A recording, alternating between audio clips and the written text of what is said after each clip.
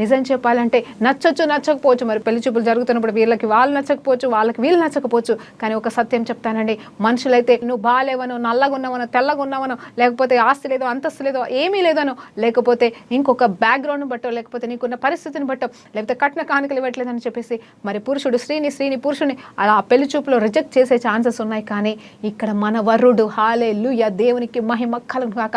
నువ్వు ఏ పరిస్థితిలో ఉన్నా, ఏ స్థితిలో ఉన్నా, ఏ రకంగా నువ్వు ఉన్నా, ఎలా ఉన్నా, అందంగా లేకపోయినా, నీకు కాళ్ళున్నా లేకపోయినా, కళ్ళున్నా లేకపోయినా, నువ్వు ఎలా ఉన్నా, ఏ రూపంలో ఉన్నా, దేవుడు చెప్తున్న మాట ఏంటంటే, ఇదిగో నిన్ను నేను ప్రదానము చేసుకుంటుని అంటున్నాడు. ప్రదానము చేసుకోబోతున్నానని పాత నిబంధనలు ఇక్కడ మాట్లాడుతున్నాడు. కానీ ఇప్పుడు మనము క్రీస్తుని ఎరిగిన వారముగా, క్రీస్తుని మనం అంతరంగంలోకి మనం పొందుకున్న సమయంలోనే మనము ఆయనకి ప్రదానము చేయబడిన వారం ఉన్నాం. ఇప్పుడు ఎలా అంటే, పెళ్లి కోసం ఎదురు చూడాలంటే ఏం చేస్తుంది పెళ్లి కూతురు అంటే, మరి సిద్ధపడుతుంది అంటే ఆ